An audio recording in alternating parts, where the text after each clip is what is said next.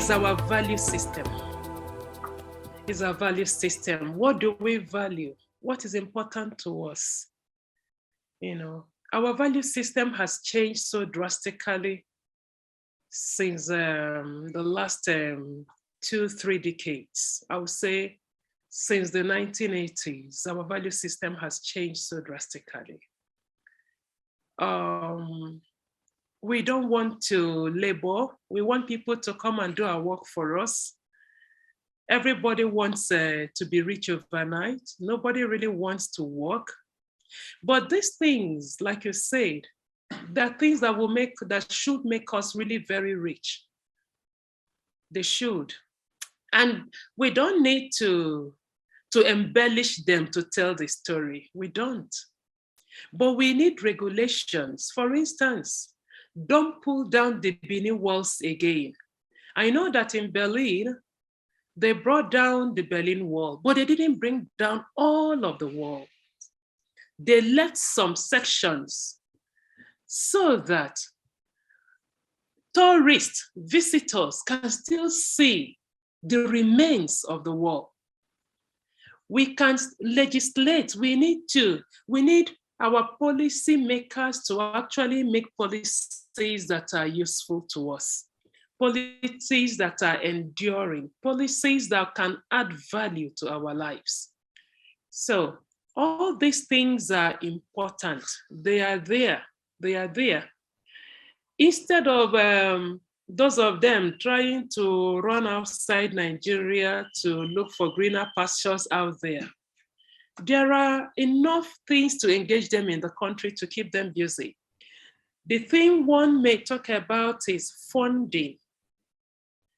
We are not so excellent in philanthropy. I see our philanthropists as people that have an eye on politics. Political philanthropy, that is what goes on in the country. If you can invest into politics so that when your candidate comes in, sure of getting dents out of that.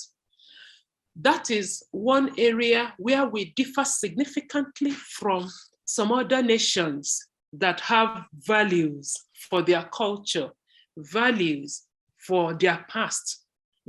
They bring out money to preserve these things. They encourage themselves to set up these monuments, to set up these tourist issues, stuff, zones, and they finance it. As these things yield, they make something out of it.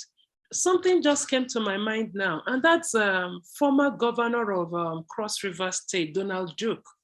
Donald Duke did a lot in Cross River State to help that state harness their culture, harness their legacies. He started a slave history museum, started quite a lot of tourist areas where they put together their cultural artifacts, and tourists will go and watch these things, commission people who told the story. Somebody has to take charge of these things. Somebody.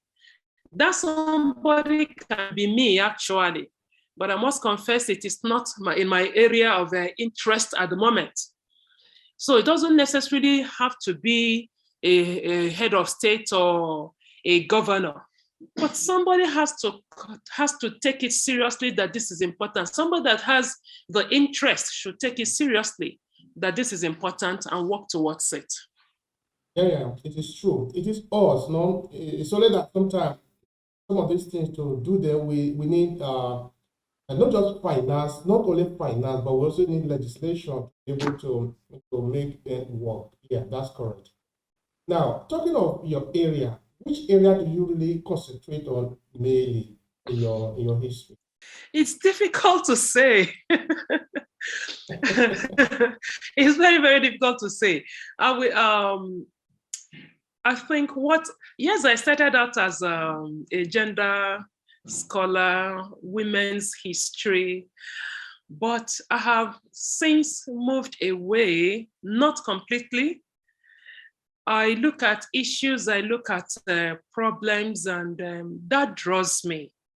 Where I see a problem unfolding, I take it up in research. I try to find out what is happening. I try to come up with solutions, what can be done.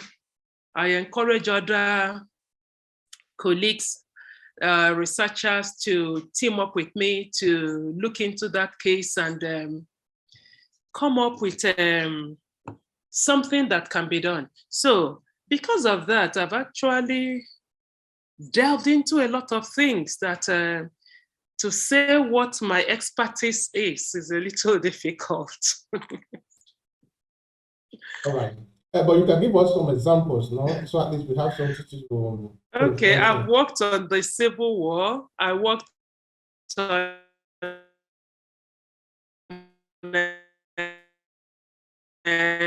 women. Nothing was done. Something was done on women actually before I embarked on women during the Civil War.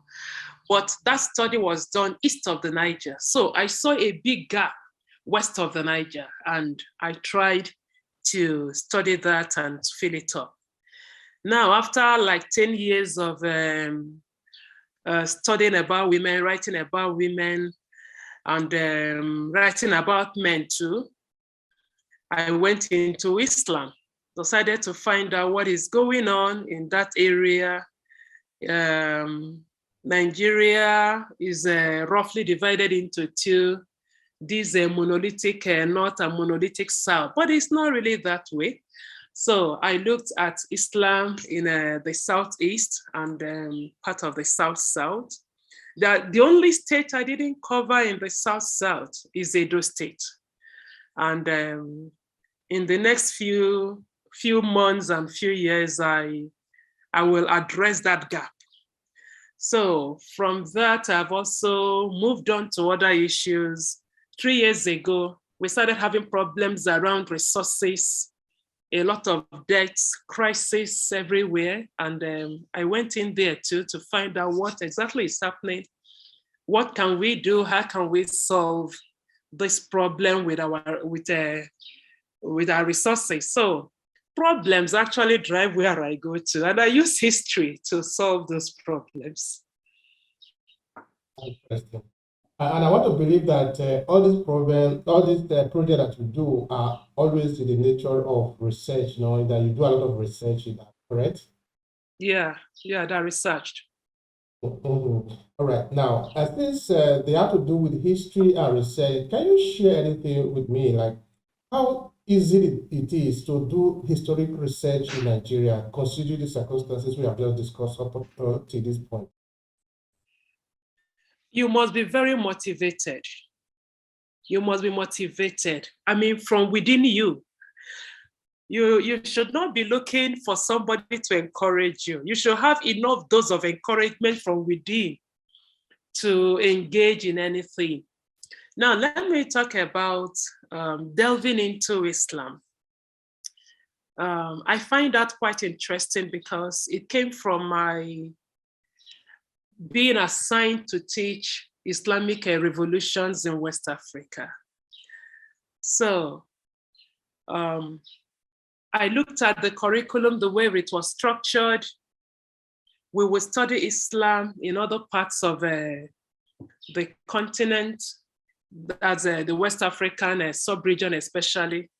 Then we come to Sokoto Caliphate and the course will end.